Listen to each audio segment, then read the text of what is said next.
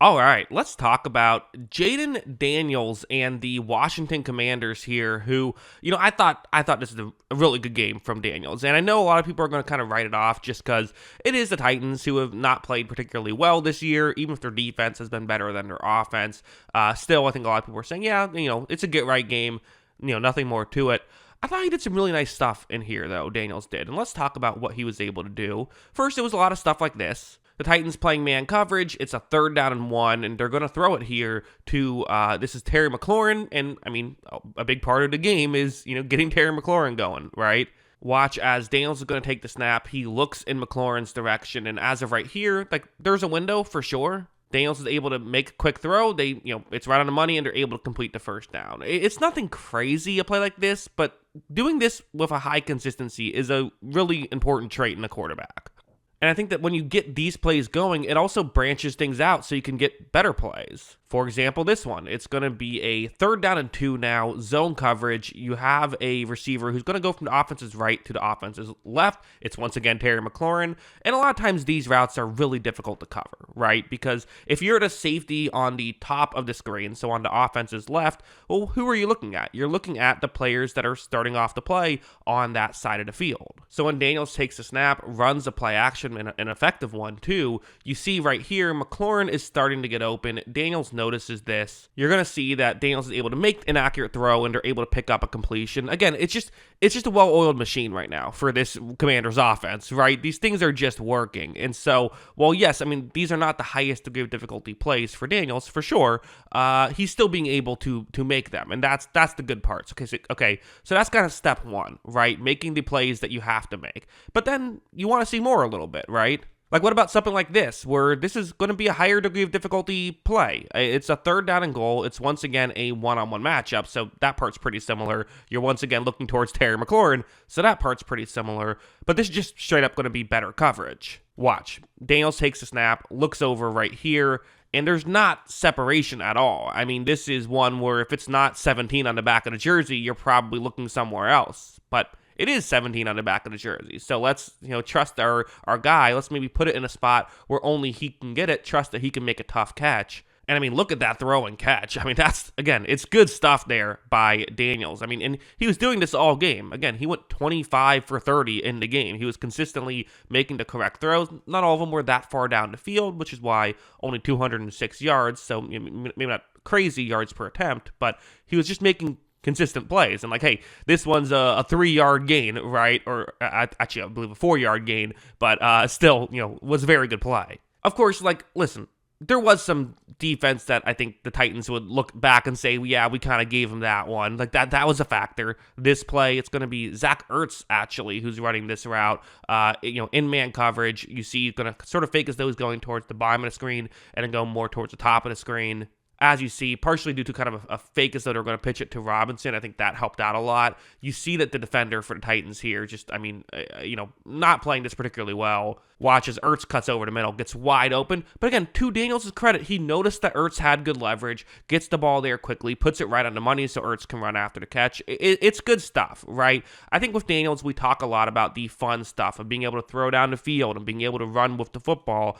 But, he also just reads the play well. So I think you do give him credit. Again, something like this is maybe one you look at and say was not the highest degree of difficulty play. I'll give him some credit. But this is his read on the play. This is his first read. It's a 3rd down and 2. This, quick route over the middle. Worth mentioning how often they went to the air on these 3rd and shorts, right? You got to give Dan Quinn some credit for, I think, a lot of, especially, more old school minded head coaches, which is, I think, what we kind of view Dan Quinn as. They get a young quarterback, and no matter how good that young quarterback is playing, they're still okay, yeah, but they're a young quarterback. Let's not trust them too much. Let's make sure we still rely on the running game. And listen, the running game was very good in this game. Brian Robinson and Chris Rodriguez both had over 6 yards per carry in this game, and they combined for 197 yards. So, it's not like they were barely touching the ball, but, so that was a help. But they also, on plays like this, trusted Daniels. You see this quick route over the middle. Sorry, I talked about this for way too long. Let me just show you the play. Daniels is going to take the snap. He, fakes a handoff, and, Brian Robinson kind of quickly realizes, let me just get in pass protection. You see right here, Zach Ertz is, faking as though he's going towards the offense's right, is going to make a great move. Watch as he cuts over the middle. Defender falls down. Okay, that helps. Daniels is able to hit him. And again, that was Daniels' read. But he still had to make an off-balance throw. Again, not the highest degree of difficulty play, but they were just making these plays consistently. So whether you want to give Daniels the credit or the offense as a whole the credit, either way, I'm sure Washington says, well, we'll take it regardless. And then, of course, there were still plays like this. So you have this one. It's a designed running play with Daniels, which, again, you have to kind of think about just the fact that they're doing this. I mean, they're up 28-0 against a team that you expect to win. I mean, just, with all due respect to the Titans, they have 3 wins this season, right? This is the game you expect Washington to be able to win handedly. But the way this play works is Daniels is going to fake a handoff. He's going to keep it towards the bottom of the screen. And you see the Titans player that I've circled in black right here. He is the key guy. You hope that because they've ran the ball so effectively, he will fall for the handoff. And as you see when this play begins, it, for the most part, works. I mean, he looks over, thinks this could be a handoff. At this point, he's now realizing, oh, Daniels still has the ball. But what do you do at this point? Because Daniels is faster. He doesn't even try to tackle Daniels. He just tries to slow down a tight end. Doesn't even really work, and Daniels is able to rush to the outside and pick up a big gain. This does multiple things, right? Obviously, the first thing is it just gives you a big play, but I think part of why they still ran these plays a little bit when they're up so much is that you want to keep the running game working. And when you have Daniels who kind of fakes as though he's going to be running on every single play, it is essentially, it doesn't just make plays like this where you essentially take, like how the Titans player was taken out of the play on this one because he was faking, looking as though the running back could take the ball. Well, then on just traditional handoffs, you now also do this where you take take someone else out of the play and then allows for your running backs to be able to dominate. I mean, there's a reason why Brian Robinson, who's a player I really like, I was high on him coming out of college.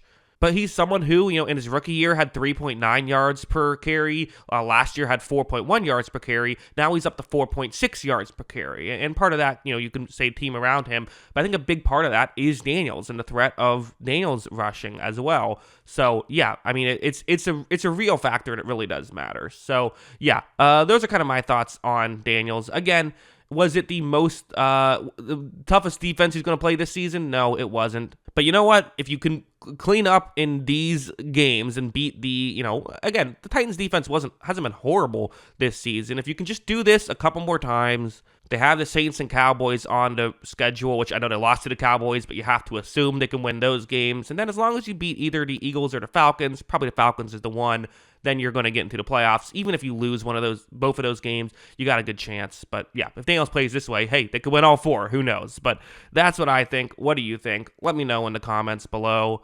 Always love hearing from you. And of course, as always, thanks for watching.